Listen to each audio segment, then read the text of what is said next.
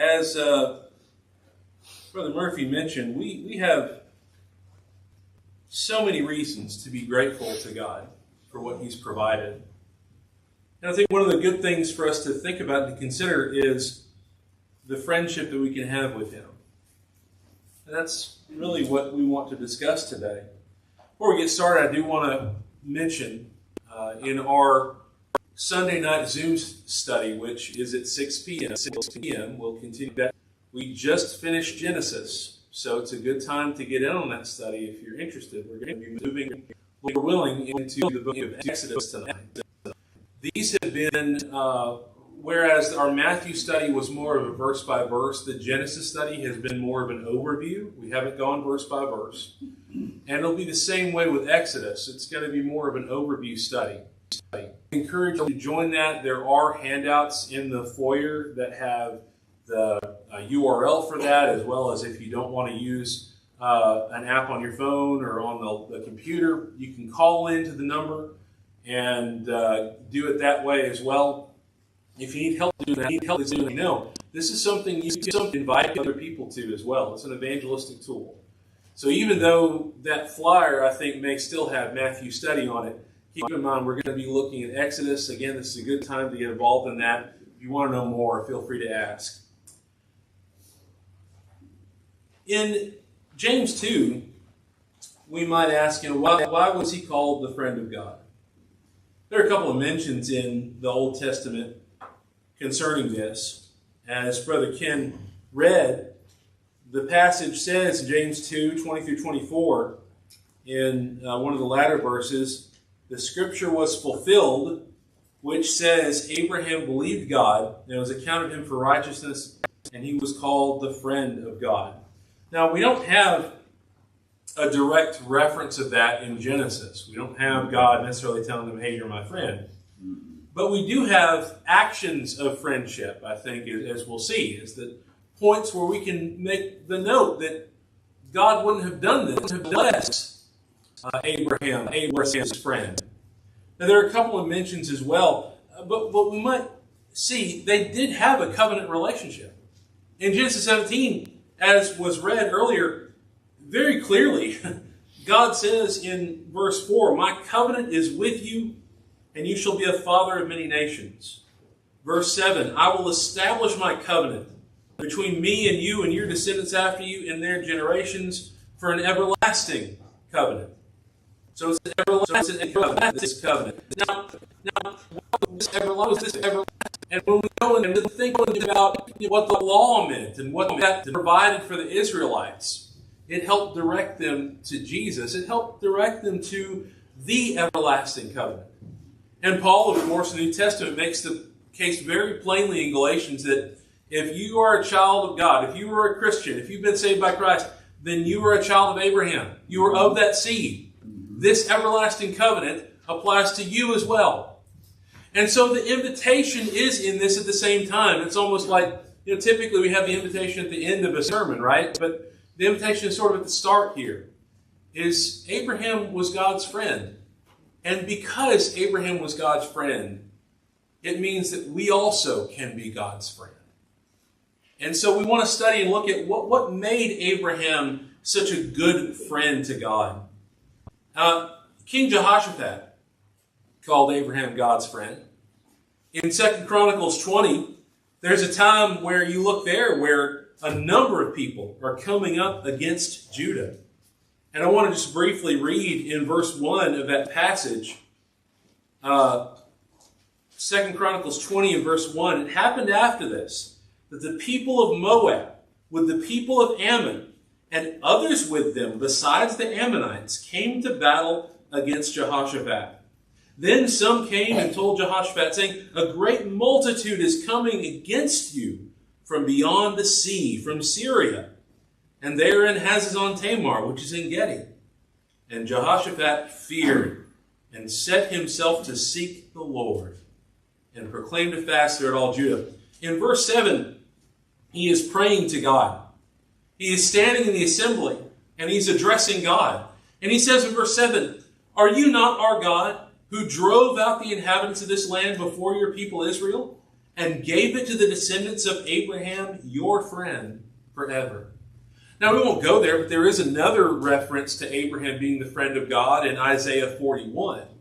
But it is the same basic thought that God and Abraham being friends is tied in with the fulfillment of his promises.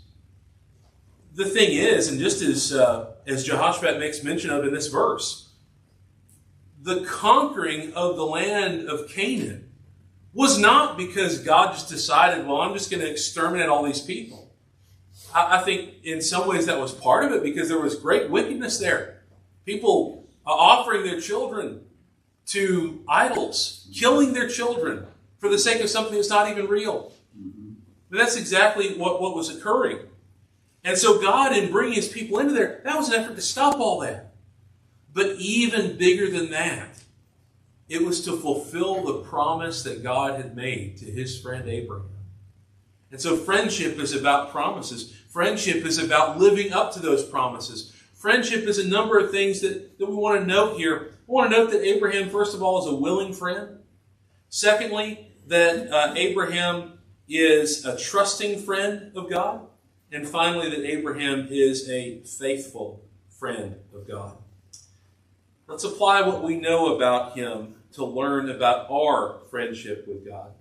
Well, as I mentioned, he was a willing friend. I think one of the biggest things about friendship is the willingness, right? If I don't want to be friends with somebody, likely I'm not going to be, at the very least, a good friend. And if someone doesn't want to be friends with me, there's no way I can force friendship upon them. I might try and I might push really hard, but if they're not interested, if they're not willing, then they just won't, that relationship isn't going to be there. But I want to notice that from the beginning of this relationship in Genesis 12, there was a great willingness that Abraham had. In Genesis 12 and verse 1, you can already read it. Genesis 12 and verse 1, helpful for us to read together. Now the Lord had said to Abram, get out of your country, from your family and from your father's house, to a land that I will show you. I will make you a great nation. I will bless you and make your name great, and you shall be a blessing. I will bless those who curse you, and I will curse him who curses you. And in you all the families of the earth shall be blessed. So Abram departed as the Lord had spoken to him, and Lot went with him. And Abram was 75 years old when he departed from Haran. Then Abram took Sarai his wife, and Lot his brother's son, and all their possessions that they had gathered, and the people and they had gathered in Haran. And they departed to go to the land of Canaan. So they came to the land of Canaan. Abram passed through the land to the place of Shechem, as far as the terebinth tree of Moreh, and the Canaanites were then in the land. Then the Lord appeared to Abram and said, to your descendants I will give this land. And there he built an altar to the Lord who had appeared to him. And he moved from there to the mountain east of Bethel. And he pitched his tent with Bethel on the west and Ai on the east. There he built an altar to the Lord and called on the name of the Lord. So Abram journeyed, going on still toward the south. I want to note a couple of things here, but first of all, that Abram is called by God, and he goes. No questions, no excuses, no saying, this is all that I know. How can I leave all that I know? No, there's no discussion here. He does what the Lord tells him to do. This is faith in action. This is what friendship with God looks like. And I'll tell you, Abram had excuses. Abram had what we might even think of as legitimate reasons. How old is he? 75 when he leaves. Now, I don't know how people aged back then. I don't know if they had the same aches and pains that we have today, because they had long lifespans in Abraham's day. But I do know that 75 years is a long time. And 75, of course, is a time where we think if you're not already retired, you really need to be working on that and getting that together, right? It's rare. It's, of course, now with how things are going, it's becoming a little more common to see people working in their old age, sadly. But that's what you have to do. But my point with Abram is, he would have had a reason. It's not like he's poor and destitute. He's got possessions. He's got family there. He has every reason to stay. But God told him, no, you're going to go to this place that I'm going to show you. Not even saying where it is or what it's like or any kind of, God, you going to give me a travel itinerary? I mean, what's the plan? No, he trusts him. And this willingness continued all through his life. You see, to be a friend with God means you need to be willing to walk with him. In Micah 6 and verse 8, Micah writes, He has told you, O men, what is good. And what does the Lord require of you but to do justice and to love kindness and to walk humbly with your God? Let me say that walking with God is not always easy, but it becomes easier if we have a willingness to follow him. And one of the reasons that walking with God is not easy is often because we doubt ourselves so much. We think, who am I to walk with God? Nothing wrong with that thought. But let's not let that thought keep us from walking with God. As we mentioned, something kind of gets us from both ends. He lets us get so prideful and think so highly of ourselves that we don't need God. But then he has us thinking so horribly about ourselves that we think, how could I ever be in a relationship with God? We need to trust him. We need to be willing to walk with him. Matthew 26 and verse 41, in the Garden of Gethsemane, remember Jesus, he went into the inner part of the garden there. He comes back and all the apostles are asleep. And he tells them, watch and pray that you may not enter into temptation. The spirit indeed is willing, but the flesh is weak. If someone would say, well, Jesus, it's the middle of the night. What do you expect? But Jesus was going through some trauma right there, wasn't he? He was going through a hard time. And he wanted his friends to be there for him. And not being there for Jesus, not being friends with Jesus, not being willing to be with him. Let me see. Friends don't abandon you. They stick with you. They support you as much as they can. Sadly, we know every one of those men left Jesus alone when he was arrested, right? Again, we can understand why. We can understand why they made those decisions. I would have been scared too. But we also know that being friends with God means I cling to him. I will not abandon him. I will hold on to him. And that willingness to walk with God separates us from the world. If I'm friends with the world, I will oppose God. That's what James said. James 4 verse 4, adulterers and adulteresses, do you not know that friendship with the world is enmity with God? Whoever therefore wants to be a friend of the world makes himself an enemy of God. He explains that word enmity by saying enemy, right? You're putting yourself in conflict with God. You become a friend to this world.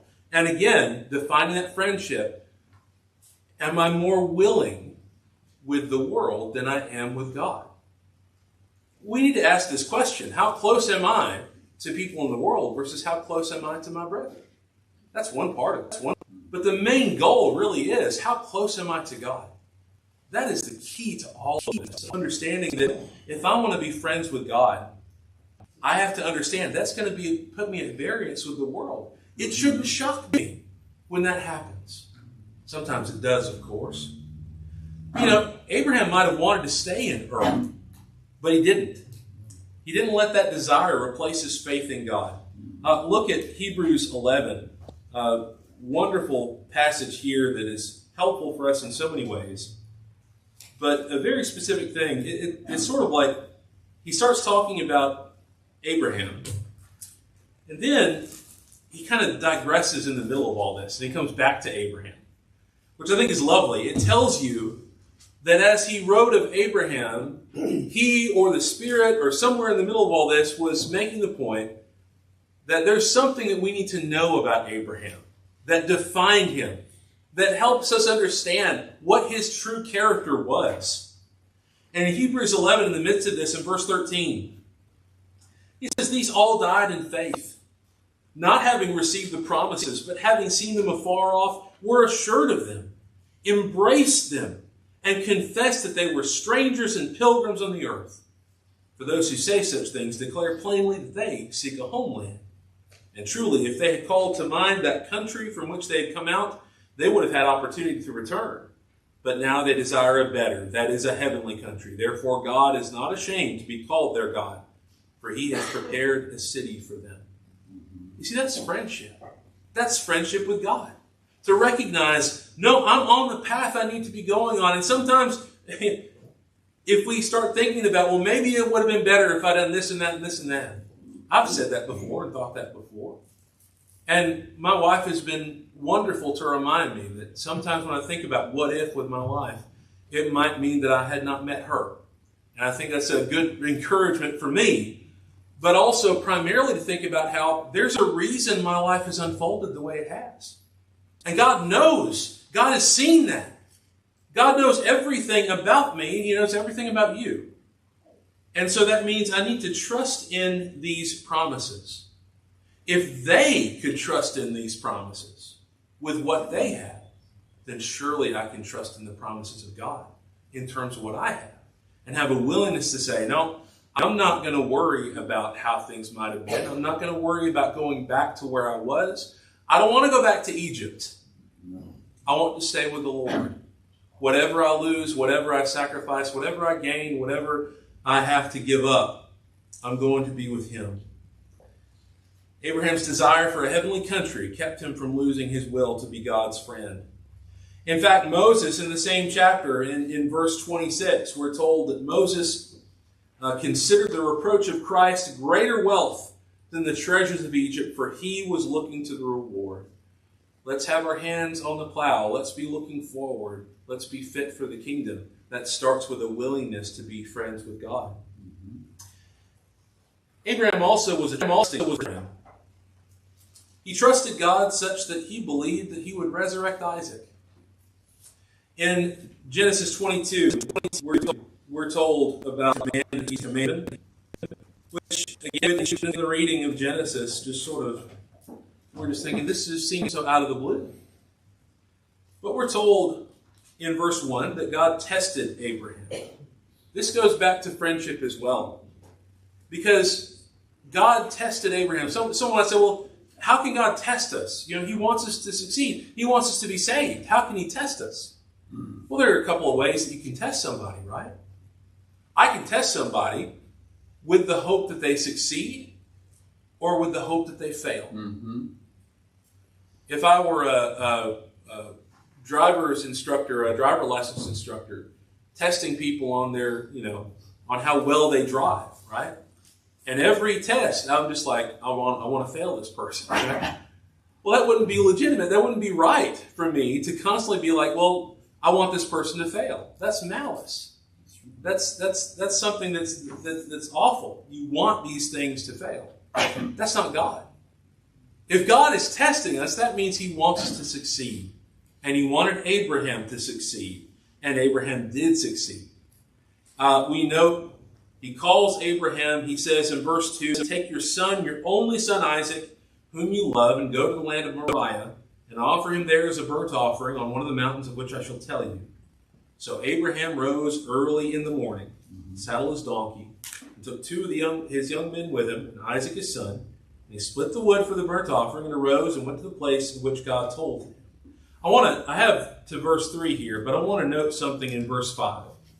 He says to his young men, stay here with the donkey. The lad and I will go yonder and worship, and we will come back to you. Mm-hmm. That shows from the beginning that Abraham understood God's going to work this out. It wasn't on the basis of necessarily, I love my son so much, although I think that's absolutely true. Can you imagine the emotional difficulty here? And the horrible feelings that might have gone through Abraham. but he trusted in the promises of God. God had promised that Isaac was that son through which he would bless the world. Again, no excuses here. He rose early in the morning. And I love in verse 8 how Isaac trusts in his father's promise.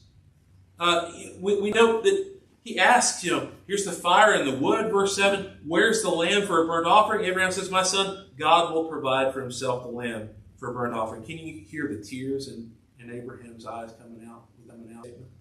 I don't know for sure, but it hits me that way sometimes. The two of them went together. Isaac could have said, okay, I'm out. I'm done with this. No, he goes along. He goes along with it to the point that he is willingly laying himself down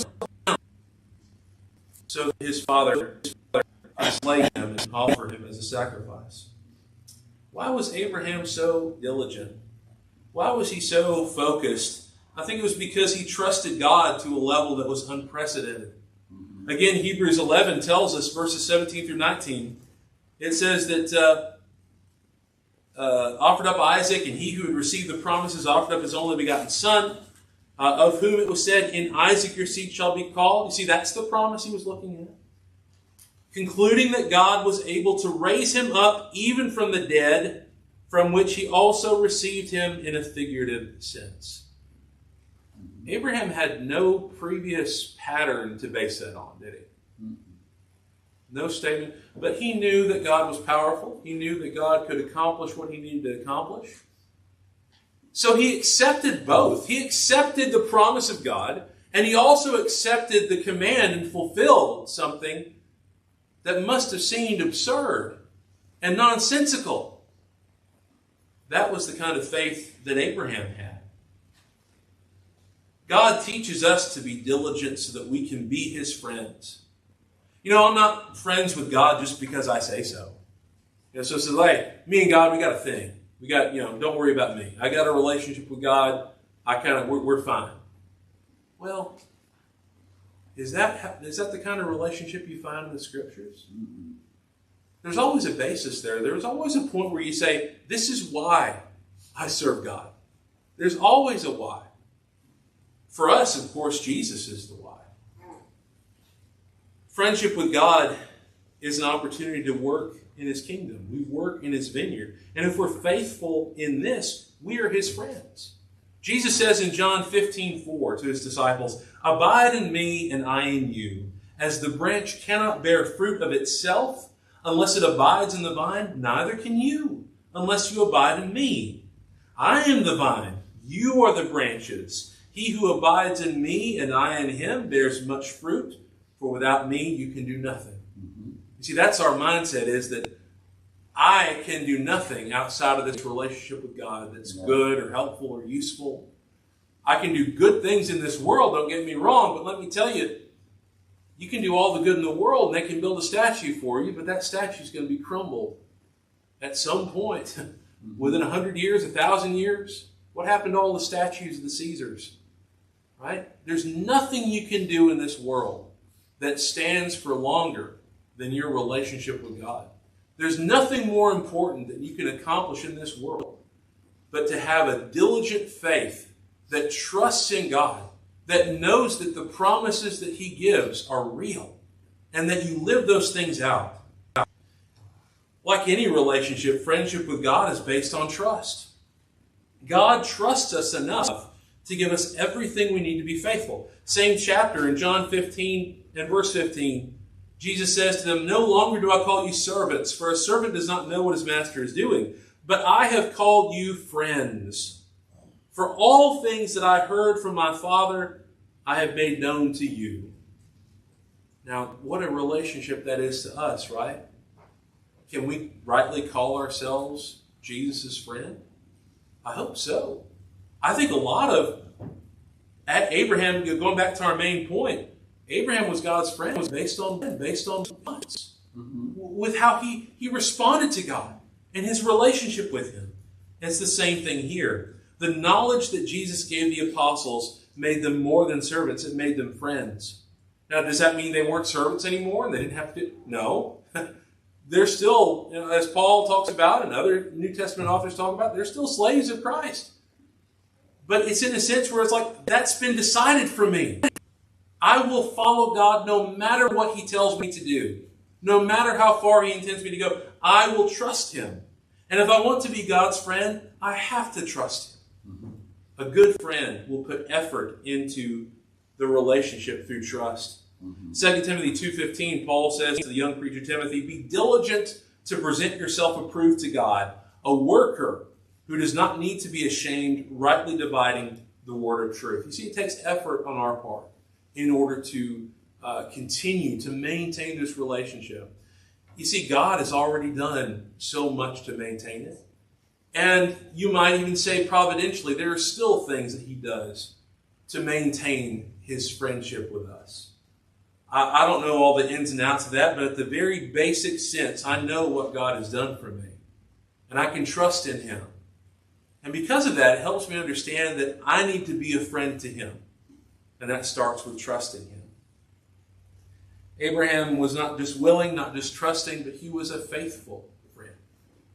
He was a faithful friend. Just like Abraham trusted that God would provide the sacrifice, God commended Abraham's faithfulness. I want to go back to Genesis 22. When we see in verse 10, he had already laid Isaac down. He placed the wood. He laid Isaac on the altar upon the wood.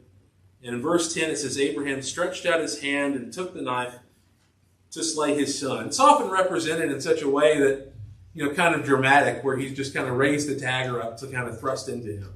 But much more likely, he probably had his hand on his head and was about to slit his throat, because that was generally how sacrifices were done. You slit the throat of the animal. So that's, image-wise, that's kind of what we need to think about. And again, that might sound grisly, but this is what God had commanded. Abraham was going to carry it out.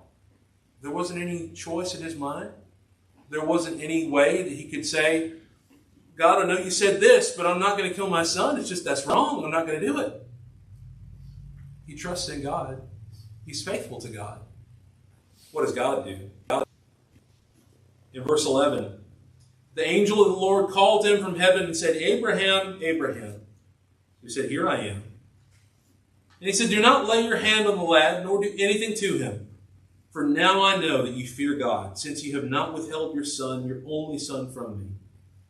Then Abraham lifted his eyes and looked, and there behind him was a ram caught in the thicket by its horns.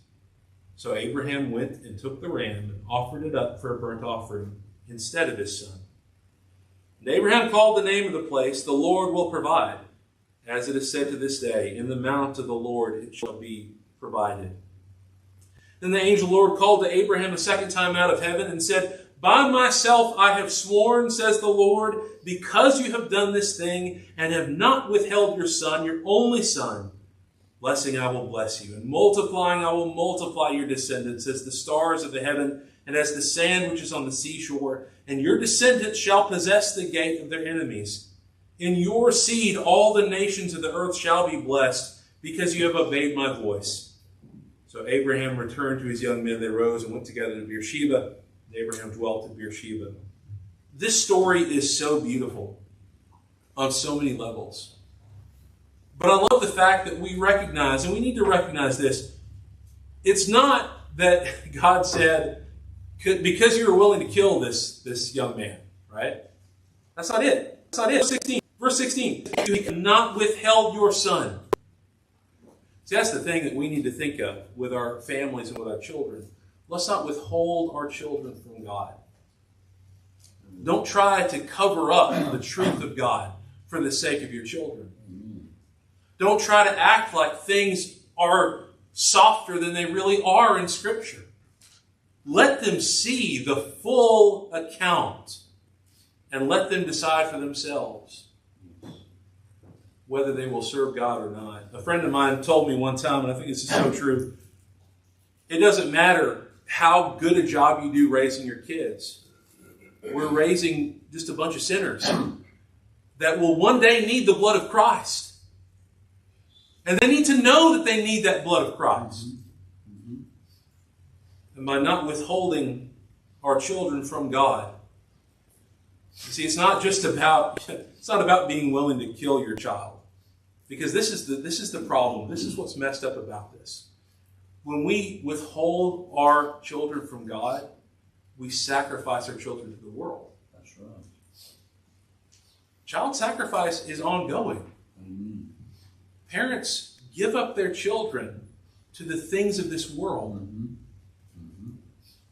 And that needs to stop. Abraham was willing completely and trusting in him, faithful to God. And here's the thing, God is always your friend, but when you become a friend to him, your life is complete. When Abraham showed his friendship to God, what did God do? He restated the blessings. He says, here's the promises again. I will shower these things down upon you, right? I will multiply these good things. As the stars of the heaven, the sand of the seashore, your descendants. So, here's another thing to know. Abraham, of course, is regarded by the Hebrew author in glowing terms. Look back in Hebrews 11. We're going to go back to Genesis. Keep a mark in there. Keep a mark in Genesis. Let's go back to Hebrews 11. How does the Hebrew author think of, what does he think of Abraham? We've already read some of this. But I want to note in verse 8, by faith, Abraham obeyed when he was called to go out to the place which he would receive as an inheritance. And he went out not knowing where he was going. By faith, he dwelt in the land of promises in a foreign country, dwelling in tents with Isaac and Jacob, the heirs with him of the same promise. For he waited for the city which has foundations, whose builder and maker is God. By faith, Sarah herself also received strength to conceive seed, and she bore a child when she was past the age, because she judged him faithful who had promised. Therefore, from one man, and him as good as dead, were born as many as the stars of the sky in multitude, innumerable as the sand which is by the seashore. At the point of his death, Abraham had accomplished all these things. And I want to note also, and this is really part of what I was already saying there, in Genesis 25, we're told about Abraham's death. Go back to Genesis 25, and I think, if I recall correctly, I wasn't here for it, I believe, but I believe Brother Wes Brown, when he was preaching the meeting last fall, quoted this verse. So Genesis 25 and verse 7. This is the sum of the years of Abraham's life which he lived, 175 years. Then Abraham breathed his last and died in a good old age. An old man, full of years, was gathered to his people. And his sons Isaac and Ishmael buried him in the cave of Machpelah, which is before Mamre, in the field of Ephron, the son of Zohar the Hittite, the field which Abraham purchased from the sons of Heth. There Abraham was buried, and Sarah his wife. So, Abraham died in a good old age. And we might ask, how many in this world might we be able to say that about? So many, I think, die in a state of panic. You get to the point where it's like, well, I haven't figured out life yet. I don't know what I'm supposed to do with my life. I wasn't ready. And sadly, I think that's where most of humanity is going to be. I wasn't ready. Well, God gave everything so that you could be ready. And we have to know that regardless of where we are, God has given us those opportunities. And this is not to exalt Abraham as a man, but to exalt God as the true, faithful friend of Abraham. Even though Abraham made mistakes and sinned, he was in the end called God's friend. And that's important for us to remember, isn't it? Again, Satan tries to make us think that there's just something inherently wrong with us. He wants us to get to the point where we say, I can't help but sin. I can't help but do this. And what that ultimately does, it creates a situation where I am constantly in self-doubt, in self-hatred, in self-loathing. It creates a situation where it's all my fault and there's nothing I can do about it. That's hopelessness. And that's not the way that a Christian lives. The Christian has a life of hope. I know that these things are my fault. I know that these things, I own my sin. But I also know there's a solution. Mm-hmm. And that if I'm forgiven, I can move past that. Mm-hmm. I love the passage in Micah 7 at the end of the book. Micah 7 and verse 18, where he says, "Who is a God like you, pardoning iniquity and passing over the transgression of the remnant of his heritage? He does not retain his anger forever, because he delights in mercy.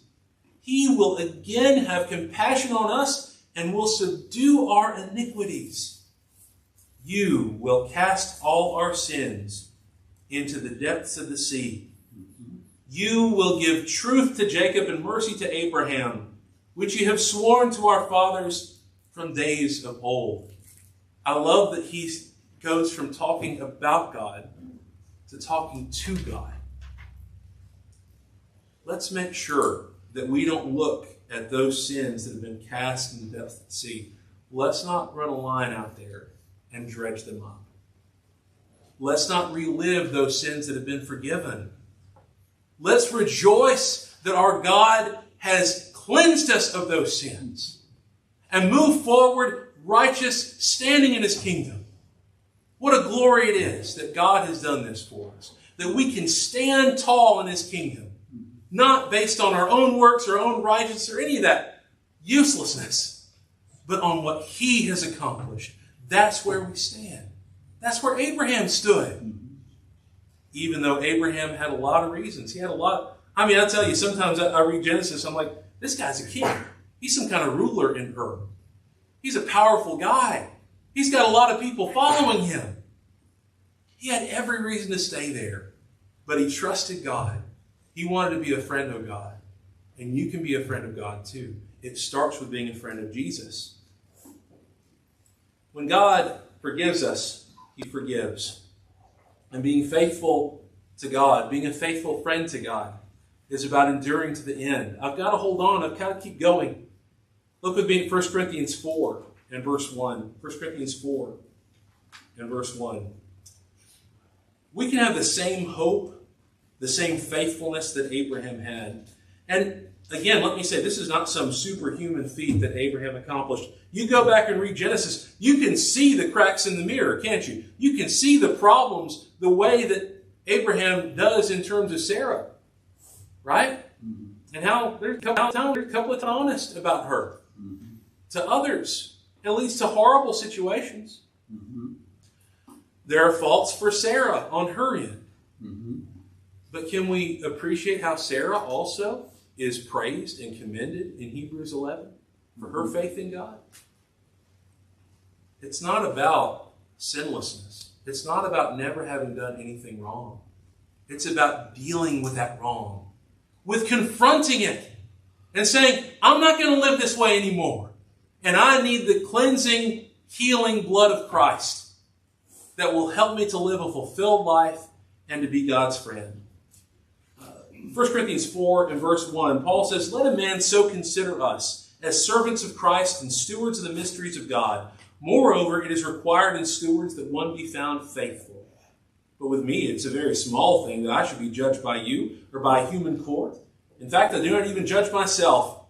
For I know of nothing against myself, yet I am not justified by this.